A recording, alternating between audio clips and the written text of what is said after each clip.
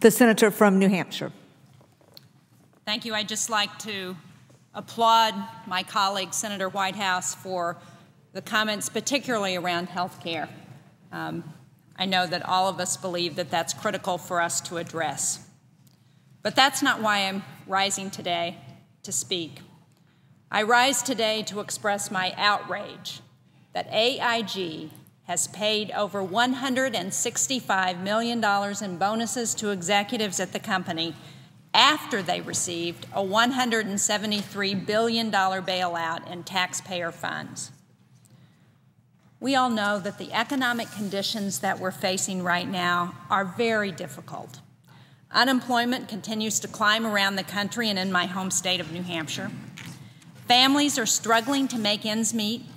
Existing home sales are at their lowest levels in more than a decade. Small businesses around the country and in New Hampshire are working so hard just to make payroll, to buy inventory, and to keep their businesses viable. In fact, this morning, Madam President, you and I heard from a small businessman in New Hampshire, Mark Lane, who's the head of co-ed sportswear and printed matter, talk about the challenges he's facing in this recession, just trying to get access to credit to keep his business going. And yet, while small businesses and middle-class families are struggling to make it through these difficult times, the very people whose reckless decision-making helped put us in this precarious economic situation are rewarding themselves with bonuses paid for with taxpayer dollars. This is just unconscionable. And we've been told that nothing can be done about the bonuses to AIG employees because they're contractual commitments. Well, yesterday we heard the CEO of AIG say that he's asked the recipients of those bonuses to give the money back. I hope and believe those employees should do that. But we should make sure that when taxpayer money is used, we have done everything possible to prevent the kind of excesses that we've seen with AIG. As a condition of providing financing to General Motors and Chrysler, the Treasury Department required the automakers to renegotiate their collective bargaining agreements with their workers. In order for their employers to get loans from the Treasury, auto workers gave up the cost of living increases to their wages and bonuses among their other benefits.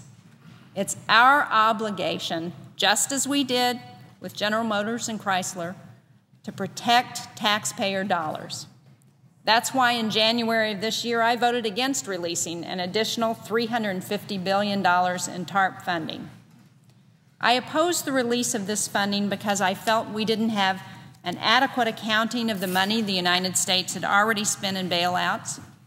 And at the time I said, we need legislation to enhance transparency and to enhance taxpayer protections before we release additional money. Earlier this year, Senator Dorgan introduced the Taxpayer Protection Act, something that I quickly signed on to as a co-sponsor.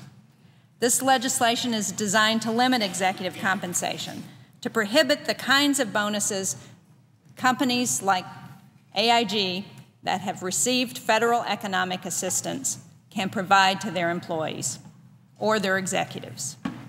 Madam President, today we're reminded that the use of taxpayer money should be held to the highest standards of transparency and accountability. I'm hopeful that this administration, and we've heard the President say he's committed to doing something about the situation at AIG, and we know that this Senate is committed to doing something about the situation at AIG with their executive bonuses.